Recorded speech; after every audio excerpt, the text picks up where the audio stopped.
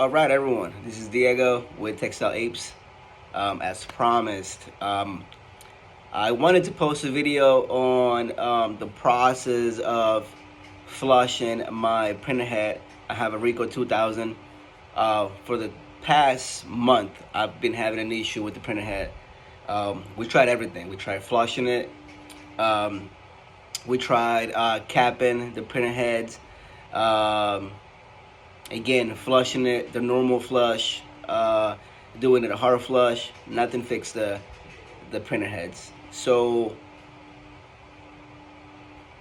removing the printer head, it's not as complicated. If you have a little bit of maintenance experience, you should be able to easily remove this printer head with the help of whoever you bought it, your support techs. Mine took me about 45 minutes. Wasn't hard. Maybe a couple steps where I needed to go back and talk to the tech and be like, hey, what step are you on?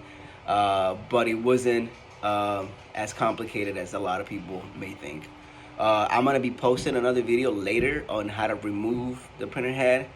But I wanted to provide inputs. I know a lot of people have been asking, how do we flush the printer head? Just like everybody else, I went and bought the Magic D2G Magic with from Garment Printer Inc. Nice little kit, right? $50 or $59, whatever the price is. Really affordable, and you get more cleaning solution than the RICOH that comes with the printer. The kit came with a syringe and 2 of these hoses, right? Now, when you open the printer head, let me just say, the printer head has a cover, top cover. I just took it off. It just clicks on the top. You can just easily take it off. But this is what it looks like when you remove it from the assembly. Right? This is what it looks like. This is where your hoses are connected to. This is a white printer head, so that's why they're all looking nice and clean. This has been flushed already, so that's why it looks nice and clean. But this is what it looked like. Now, I saw online that Garment Printer Inc. were introducing their product to the market. However, they explained that there was no, they haven't came out with something to adapt to to little tubes, right? And they also mentioned that these tubes will have to be connected to a smaller tube in order to fit into those 2 little nozzles that you want to clean. However, you need to have some type of O-ring or gasket to kind of have like a nice tight seal between the nozzle and the hose, right? But they didn't have anything. They didn't think of anything yet to make this happen. So I was just thinking, like, what am I gonna do? How can I get this thing flush? Now, the reason why this one is disconnected is because I already paid to get a new printer head. This is my old printer head. I haven't tested it yet, so I don't know if it works, if the assembly actually works. However, if you're running into the problem where you want to test this before you go and buy a new one, this is the process for flushing your printer head. So when I purchased my printer head, I'm going to demonstrate to you how it came in the shipping box. So, as if you guys can recognize this little clip right here. These ones don't have it because I took them off. This clip right here, right? You all have it in your printers. These 2 little pins right here simulate the hoses. This is like in real life in your printer. Those should be hoses, white hoses, right? So when I got my printer head, and I was in the process of installing it, you have to remove them. So you took them all out, and what I realized is in the back, it has an O-ring. Has an O-ring.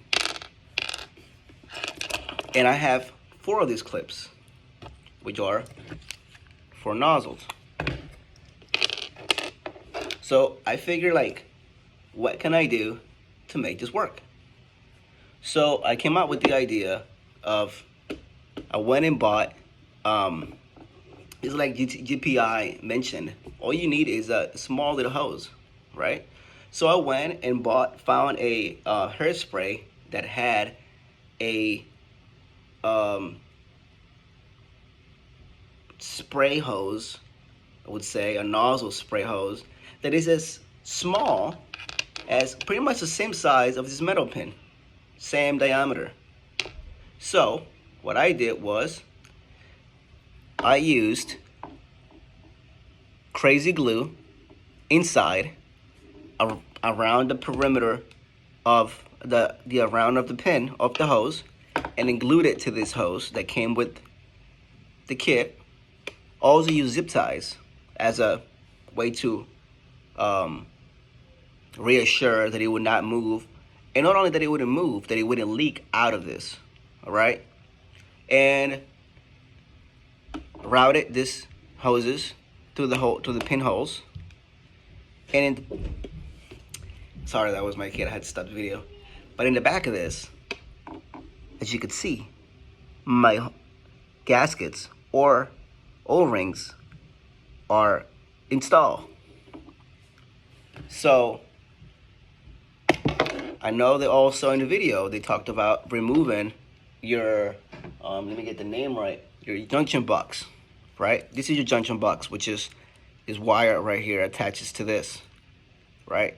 Just make sure, and also you have all these wires. Just make sure that you remove this before you flush it.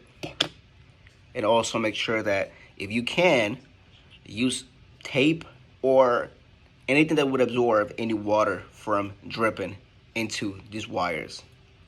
Okay? So mine, right now, mine is capped because I flushed it, cleaned it out, and let me take it off. And I have lint-free rags in there collecting any residue of fluid that might be. I'm gonna be swabbing it out in a little bit. But long story short, so this looks great, and I'm gonna go into showing you the steps. I wish that my third party GPI would have shown me this process before attempting to buy a $2,200 part. I think this would have been the easiest route to test it. After testing it, if it didn't work, let's go ahead and see what else, what steps we can go through to make sure this part works. But to me, it was a step that it was not introduced, and I saw a lot of people with different printers go into this process just to attempt to revive the printer head. But I think this was something that it was left out during the entire process. I wish I would have known this. So what are we gonna do next is I'm gonna fill this syringe with cleaning solution, and I'm gonna demonstrate to you guys how it should come out. So I'm gonna attach the hoses into the nozzles.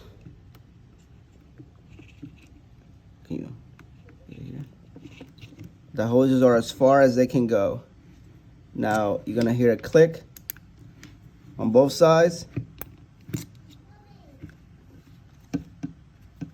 I'm gonna remove the capping, and in this case I'm gonna be doing number 3. Can you get from the bottom, baby?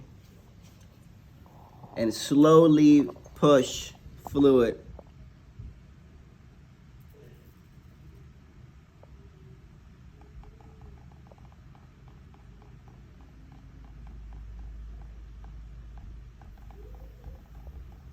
you should be getting a nice waterfall. There you go. And that's what worked out for me.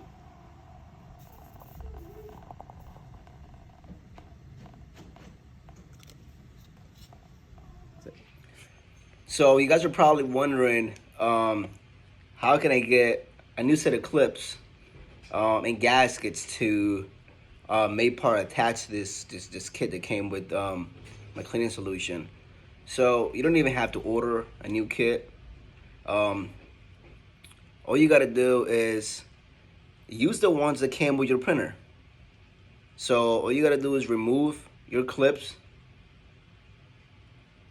from your ink hoses, and you should have been left with this and your O-rings. Take them off your printer, attach them to your cleaning kit, and then put them right back the same way you took them out. Additionally, my printer head came with some ink hoses caps. So when you remove your O-rings and your clips from the ink hoses, make sure you cap your lines so that there's no ink leaking into your printer, the printer chamber, and none of that gets dirty with the white ink or whatever printer heads that you're cleaning. So hopefully that helps. Didn't take me long to come up with this solution to the problem, and hope that it helps a lot of people. Thanks.